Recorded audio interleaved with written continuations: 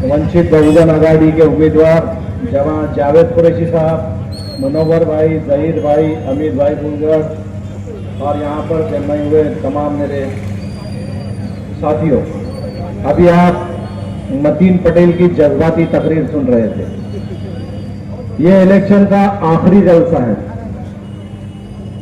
और जब से इलेक्शन शुरू हुआ एक्शन, कॉमेडी और रोना भी हो गया ना भाई। तो ये मतीन पटेल के वैसी जज्बात थे, उन्होंने आपके सामने इजहार किया।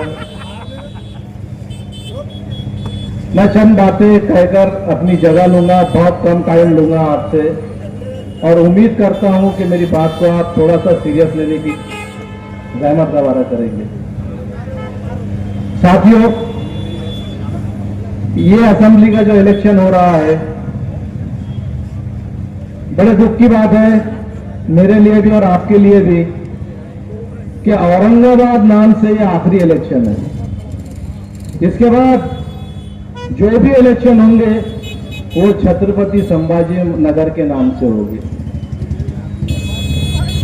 आज हम पर ये नौबत क्यों आई, जरा गौर करें मेरे भाई।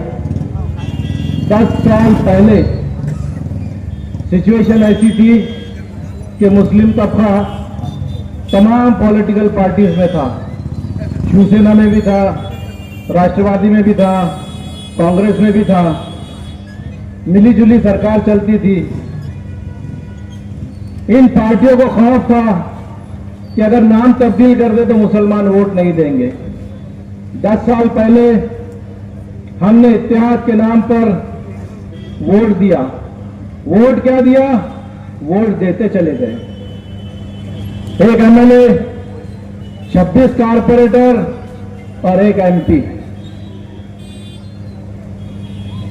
एक साजिश के तहत हमारे औरंगाबाद शहर का नाम तब्दील कर दिया गया। बड़े दुख की बात है। इसके लिए कौन जिम्मेदार है भाई? मैं कहता हूं कोई और जिम्मेदार नहीं, बल्कि हम खुद जिम्मेदार है, क्योंकि हम हमारे वोट का इस्तेमाल अगर सही तरीके से करते तो आज किसी की हिम्मत नहीं थी इस शहर का नाम चेंज करने की। हमारे ही लोग इसमें मिले हुए थे। जिस तरह के नाम तब्दीली की मुखालिफत होनी चाहिए थी उस तरीके की मुखालिफत हुई क्या? दिल पे हाथ रख के बोले मेरे भाई। कोई धरना, कोई मोर्चा, कोई एहतजाज बिल्कुल नहीं किया गया।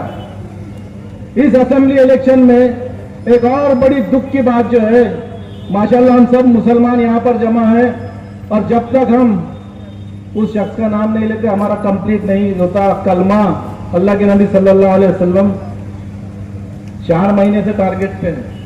अल्लाह के रसूल सल्लल्लाहु अलैहि वसल्लम की शान में गुस्ताखियां की जा रही है। कहा गया था कि इस इशू को सियासी इशू नहीं बनाया जाएगा। कहा गया था कि नहीं? रैली का नाम तिरंगा रैली था, किसी सियासी पार्टी की रैली नहीं थी, ये कहा गया था। मुतालिबा क्या था? रामगिरी की गिरफ्तारी और राणे की गिरफ्तारी। अगर नहीं करोगे तो बम्बई जाम कर देंगे। 80 की स्पीड से गए, 120 की स्पीड से वापस आए, गिरफ्तारी हुई? बड़े दुख की बात है। कभी गौर करता हूं तो पता चलता है कि महाराष्ट्र में मुसलमानों का एक भी लीडर ऐसा नहीं है कि जिसको गवर्नमेंट सीरियस लेते। राज ठाकरे और रामदास अठावले को तो भी सीरियस लेते, लेकिन हमारी हाल ये है कि हमारे पास क़यादत ही नहीं है, किसी को भी गवर्नमेंट सीरियस नहीं लेती, सबको इजी लेती है।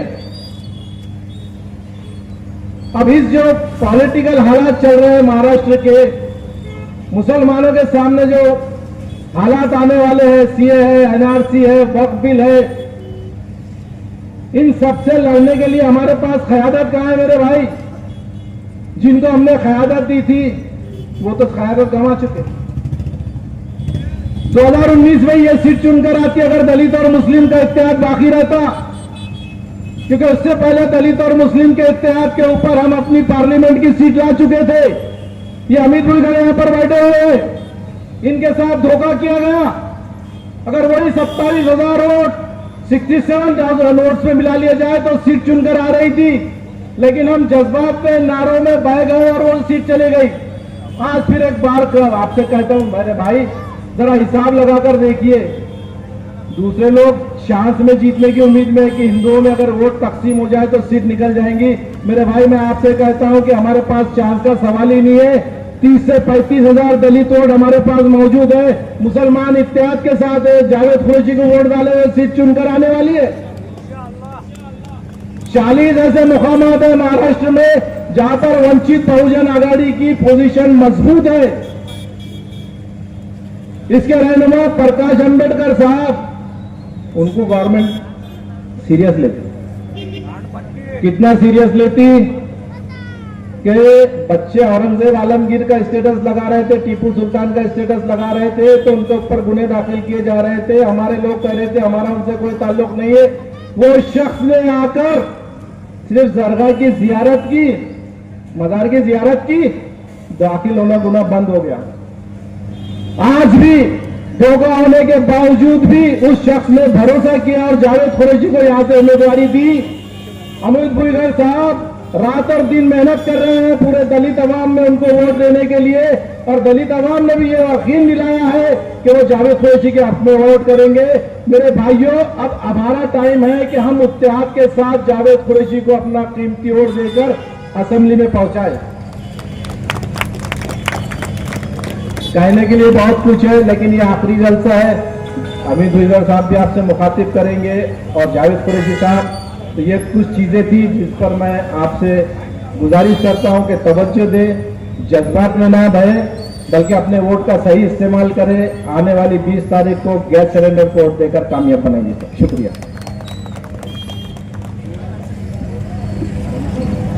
एक बार तालियां हो जाए। अमित भाई, भुईगर भाई। मध्य विधानसभा के वंचित बहुजन आघाड़ी के लोकप्रिय उम्मीदवार जावेद भाई कुरैशी, मंच पर उपस्थित सभी मेरे भाई, यहाँ पर जमा हुए मेरे सभी नौजवान साथियों और मेरे भाइयों, सबसे पहले आप सबको अस्सलाम वालेकुम, जय भीम। ये जो जय भीम और सलाम वालेकुम मैं बोलता हूँ तो जब ये एक ताकत बनती है। जय भीम का नारा तो ऐसा है, जहाँ जहाँ पे जुल्म होता है वहाँ सिर्फ जय भीम भी बोल दिया तो पूरी सरकार की पूरी फट जाती है। एक बात ख्याल में रखिए मेरे भाई। और आज ये पूरा जय भीम समाज, ये दलित समाज हमारा भाई सभी जावेद भाई के साथ पूरी ताकत के साथ में यहाँ पर खड़ा है।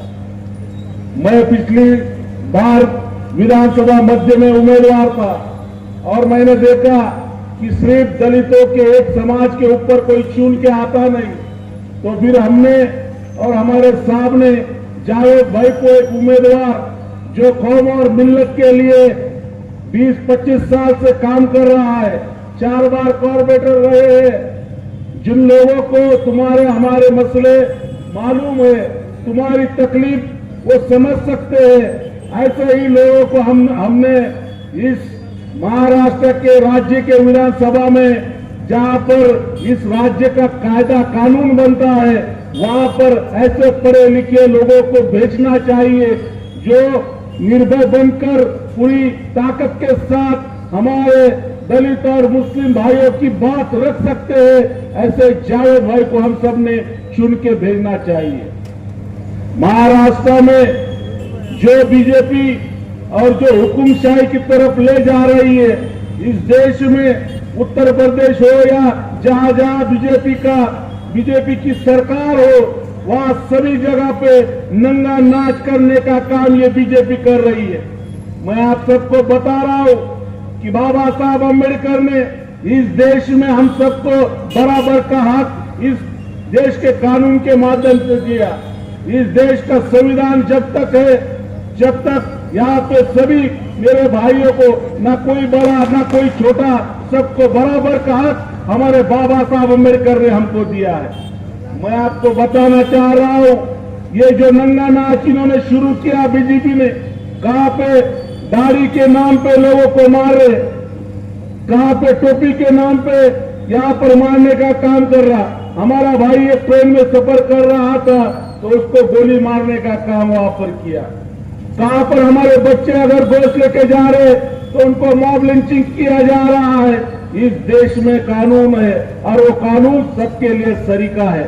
मैं आप सबसे यही गुजारिश करने यहां पर आया हूं, मेरे भाइयों, दलित समाज पूरी ताकत के साथ हमारे जावेद भाई के साथ में खड़ी है। दलित समाज बाबा साहब अम्बेडकर एक 40,000 वोट लेकर इनके साथ में खड़ी है। आपको सोचना है मेरे मुसलमान भाइयों कि तुमको किसके साथ जाना है। जो आदमी कौम और मिल्लत के लिए काम करते आ रहा है उसके साथ आपने जाना चाहिए। मैं ये रिक्वेस्ट करने आपके पास आया हूं। 2019 में दलित और मुस्लिम का इतिहाद हुआ।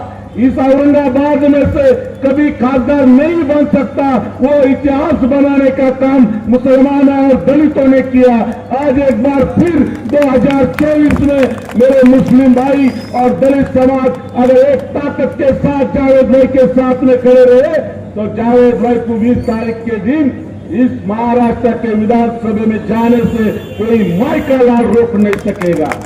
मगर ये आपको सोचना है, इस देश में जो दादागिरी, जो हुकुमशाही बीजेपी ने चला रही है उसको हमको रोकना पड़ेगा। जो प्रदीप जायसवाल जैसे लोग हैं जो जगह जगह पे दंगे करवाने की कोशिश करते हैं अपने सियासत के लिए, ऐसे लोगों को हमको रोकना चाहिए। देखिए महाराष्ट्र में आज तक तुमने 50 सालों में कांग्रेस को वोट दिया मगर कोई बराबरी का हक देने का काम यहाँ पर नहीं किया।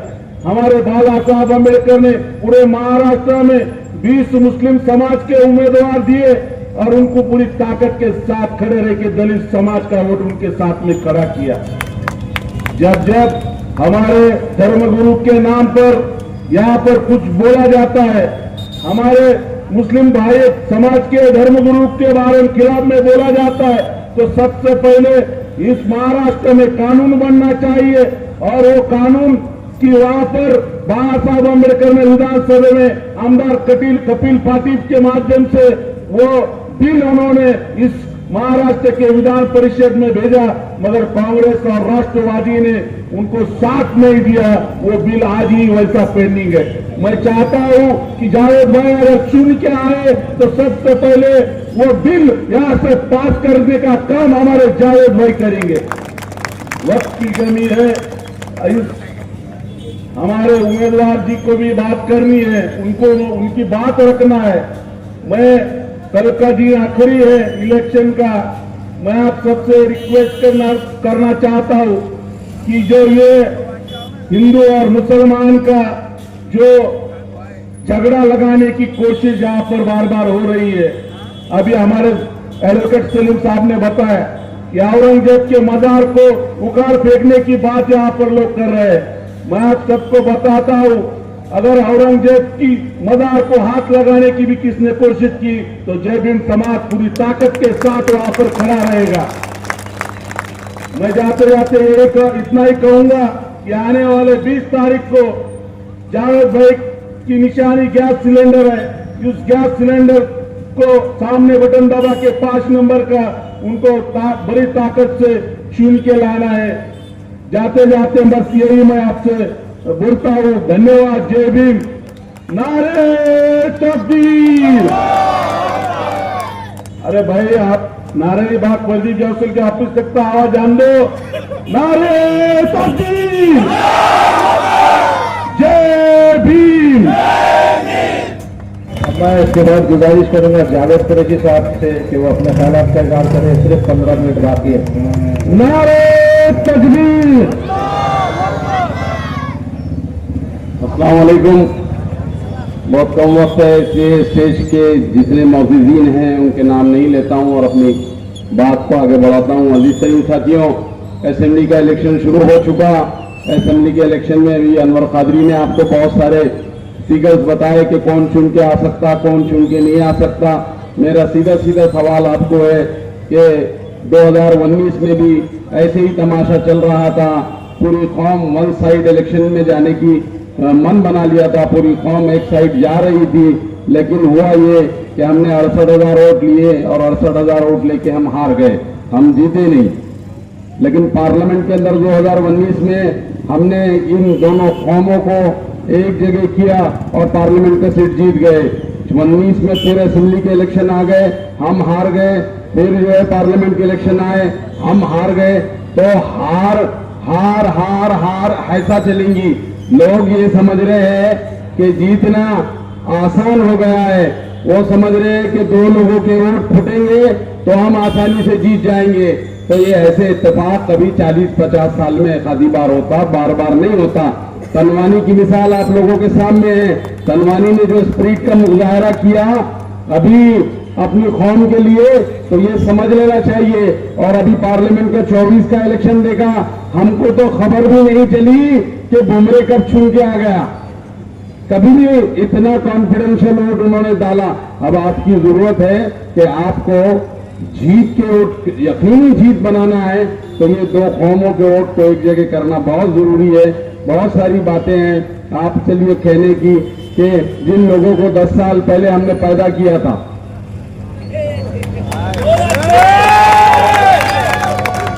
10 साल पहले जिन लोगों को हमने पैदा किया था और 10 साल पहले 1 दिन और 2 दिन और पानी आया करता था, तो ये 10 साल में इन्होंने क्या झक मारे, क्या झक मारे। आपको पानी 10 दिन बाद 8 दिन बाद देना शुरू हो गया। तो 10 साल जो हमने तुमको इख्तियार दिया, मुसलमानों ने दिए, तो 10 साल आपने क्या किए। एक हमारा बच्चा जिसकी सियासी पैदाइश का बाप जावेद कुरैशी है, वो उसको जब मैंने पैदा किया था तो वो थोड़ा सा बड़ा हो गया, तो वो जावेद कुरैशी से बाप से सवाल कर रहा कि 10 साल कहां थे। तो बेटे 10 साल तेरे को पैदा करने में लगाए ना, तेरे को पैदा जावेद कुरैशी नहीं करा। अब जरा सा बड़ा हो गया तो मेरे ही खाने पे बैठ के मेरे ही कान में मुद्रा ऐसी चीजें। तो अपनी जबान को लगाम दो, तुम बच्चे हो अभी, तुमको जो है कुछ बाहर से लोग आके चला रहे तो चल रहे।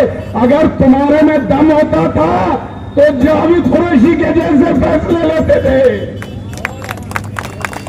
तुम तो भरोसे पे फैसले लेने वाले लोग, तुम क्या फैसला करेंगे। क्या तुम्हारे पास फैसले की क़ुव्वत है? क्या क़ुव्वत फैसला तुम्हारे पास है? तुम्हारे बाप आते बाहर से वो फैसला करते, और इस औरंगाबाद शहर में तुम्हारे उन बापों को भी फैसला करना जावेद कुरैशी ने सिखाया। जावेद साहब ऐसा हो जाएगा क्या, जावेद साहब ऐसा हो जाएगा क्या, मैं वाला साहब हो जाएगा साहब, फिक्र मत करो। और जब हो गया तो इनको गुजरात को जाने का था, तो ये हैदराबाद में बोलते,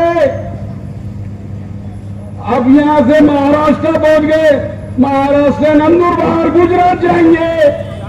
और कौन लेके जाएगा गुजरात? ये औरंगाबाद का शहर जावेद कुरैशी गुजरात लेके जाएंगे।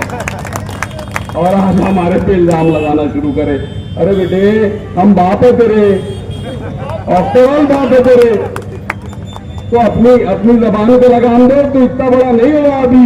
अभी मालूम पड़ेगा इलेक्शन में तेरा क्या हाल होने वाला है। तो फिक्र मत करिए। अजीज तरीन साथियों, बहुत सारे सवाल आपके, इस कटकट गेट का एक बहुत बड़ा मसला है। मैं कटकट गेट के मुसलमानों से, नेहरू नगर के मुसलमानों से ये बताना चाहता हूं कि एनिमी प्रॉपर्टी आ गई। कौन मेंबर ऑफ पार्लियामेंट था इस शहर का, और ये एनिमी प्रॉपर्टी आने के जब डिक्लेयर की गई तो इसका मसला किसके पास था? एमएलए के पास नहीं था, कारपोरेटर के पास नहीं था, मेयर के पास नहीं था। अगर किसके पास था तो वो मेंबर ऑफ पार्लियामेंट का। 2 शेर, 2 शेर, अरे 2 शेर औरंगाबाद की करोड़ों रुपए की ये प्रॉपर्टी, ये 2 शेर को समझा नहीं अभी वोट मांगने आ रहे हैं कटकट गेट पे, दुआ की दरख्वास्त से मजलिस को वोट दीजिए, इत्तेहाद कायम करिए। अरे हम दावेदार है सबसे बड़े इत्तेहाद के। इस शहर औरंगाबाद में इत्तेहाद कायम करने में हमने बहुत अहम रोल कायम निभाया है। तुम तो आगे सिर्फ तकरीर करते थे यहां पर, हमको मालूम है कि गली गली कूचा कूचा कहां कहां हम घूमते थे। अभी कहा गया ना कि ये जावेद कुरैशी को लोग बोलते थे कि ये तो जज्बाती है, ये तो पागल है, ये शेरवानी को लेके कहां घूम रहा है यहां पर। और अब हमको कह रहे हैं कि ये जावेद कुरैशी फेर था, अब ये जावेद कुरैशी क्या हो गया, बोले मालूम नहीं हमको। तो हमको जो नहीं, हम पहले भी तुम्हारे बाप थे, अभी भी तुम्हारे बाप है। तो एनिमल प्रॉपर्टी का मसला, कटकट गेट के जो लोग मुतासिर है एनिमल प्रॉपर्टी से, ये मसला हल करने की जिम्मेदारी यहाँ के मेंबर ऑफ पार्लियामेंट को थी, लेकिन वो हल नहीं हुई। ये बार बार आप लोगों के बीच में वोट मांगने को आते, ये पानी का मसला हल करने में नाकाम, ये एनिमल प्रॉपर्टी का मसला हल करने में नाकाम, ये सही तरीके से रोड बनाने में नाकाम, ये आपको कोई मसाइल में ये तो औरंगजेब रहमतुल्लाह अलैह को कहते हैं, ये प्रदीप जायसवाल देखो जबान कैसी बढ़ गई उसकी। और तुम यहां पर जिनको इख्तिदार ताकत दी है मुसलमानों ने, उसका जवाब देने की उसकी इनकी हिम्मत नहीं है।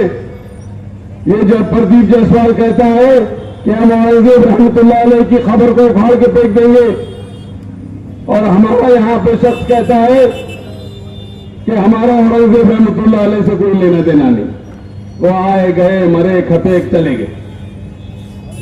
क्या हो रहा है ये, क्या क़यादत है, क्या तमाशा है। अरे औरंगजेब रहमतुल्लाह अलैह वो बादशाह थे जिन्होंने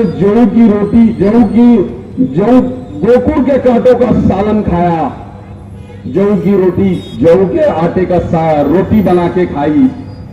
वो बैतुल माल में से अपने लिबास का पैसा भी खर्चा नहीं करते थे।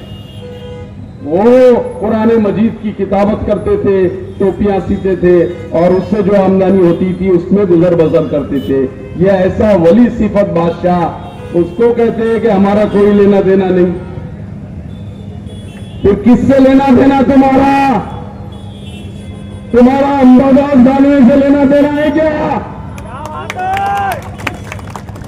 अरे तुमने तो करो, ये अंबादास दानवे को एमएलसी में वोट किसने दिए थे रे? कौन थे वो? तो कौन से कारपोरेटर थे जो अंबादास दानवे को एमएलसी में वोट दिए थे? और अभी की लेटेस्ट बात बताता हूं आप लोगों को, अभी की आज की लेटेस्ट बात बताता हूं। ये इनके कारपोरेटर आज भी प्रदीप जायसवाल के जो है पास बैठे हुए डिमांड कर रहे हैं कि हम वोटिंग स्लो कर देंगे तुम्हारे लिए, तुम हमको क्या दे रहे? जब ये एमएलसी में पैसे लेके वोट बेच सकते हैं, तो यहां वोटिंग को स्लो करने के अंदर भी पैसे ले सकते। तुम हमको दर्द सिखा रहे कि हम 10 साल से कहा थे, तो हमने कहा ना हम 10 साल से तुम्हारे पैदा करने में लगे हुए थे। तो ये सूरत हाल है इनकी, और ये हमको दर्श दे रहे कि ये वोट काटने को आए, वोट काटने को आए। हमने तो अमित मुलगर साहब के वोट आप लोगों के पास लेके आए मुसलमानों, हमने वोट लेके आए आपके पास, लेकिन इस वोट का इस्तेमाल करना एक सियासी हिकमत अमली है। ये जिम्मेदारी आप लोगों के ऊपर आयद होती है कि ये जो वोट अमित मुलगर साहब जावेद कुरैशी को दे रहे हैं, इसके आगे आप लोग क्या करेंगे? आपको कुछ करना पड़ेगा अजीज तरीन साथियों। ये सब खत्म हो गया। अभी हम समझ रहे हैं कि उधर बट रहे, उधर बट रहे, उधर बट रहे। कुछ बटरे वाले नहीं, अब इनके अंदर इतना दम खम भी नहीं रहा कि ये औरंगजेब रहमतुल्लाह अलैह का नारा मारे। इसमें इतना दम नहीं रहा। अब ये शिवाजी महाराज के नारे मारना शुरू कर दिए ये लोगों ने। मैं आपको वादा करता हूं, असेंबली में जाऊंगा तो पहला जुम्मा नबी करीम सल्लल्लाहु अलैहि वसल्लम का बिल मंजूर करना है। और जो लोग खबर उठाने की बात कर रहे हैं और आज शिवाजी महाराज के नारे मार रहे थे, घूमते फिर रहे थे, मैं कहता हूं औरंगजेब जिंदाबाद, औरंगजेब जिंदाबाद, औरंगजेब जिंदाबाद, औरंगजेब जिंदाबाद, औरंगजेब जिंदाबाद। तुम्हारी मां ने अगर तुमको दूध पिलाया तो तुम स्टेज से बोलो कि औरंगजेब जिंदाबाद, औरंगजेब जिंदाबाद, औरंगजेब जिंदाबाद। आज अब तुमको मराठा वोट लेने की जरूरत महसूस हो रही है तो तुम कह रहे हैं कि शिवाजी महाराज जिंदाबाद। अरे क्या जहनियत को वोट देंगे ये मक्का लोगों? कैसी जहनियत से वोट देंगे हम? ऐसी जहनियत से कि बस पड़ा तो शिवाजी महाराज को जिंदाबाद, और ये जो तुम्हारा बाप जिंदाबाद में खबर में पड़ा हुआ है उसके जिंदाबाद के नारे कौन मारेगा? कौन मारेगा? सवाल है आप लोगों से। ये झूठे मक्कार, ये आपकी खयानत नहीं कर सकते हैं जी साथियों, ये नहीं कर सकते खत्म होगा की। ये मक्कार लोग, ये धोखा देने वाले लोग, ये हमारा इस्तेमाल करने वाले लोग, ये हमको शिवसेना बीजेपी के पास बेचने वाले लोग, अगर इनके अंदर दम है तो इनको बोलो कि कब तुमने औरंगजेब जिंदाबाद के नारे मारे? नहीं मार सकते, नहीं है इनमें हिम्मत। अभी साथियों वक्त की कमी है, नहीं तो बहुत पोल खोलता था इनकी। इनमें दम है तो पूछो इनसे, मारते कैसे?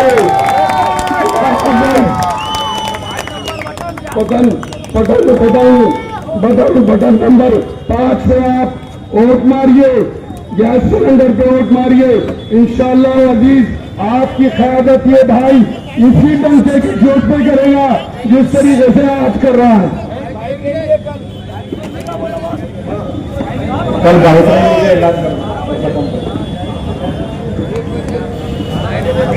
कल क्रांति चौक से बाइक रैली है 11 बजे से। तमाम नौजवानों को गुजारिश की जाती है कि क्रांति चौक पे 11 से 12 बजे के बीच में पहुंचिए।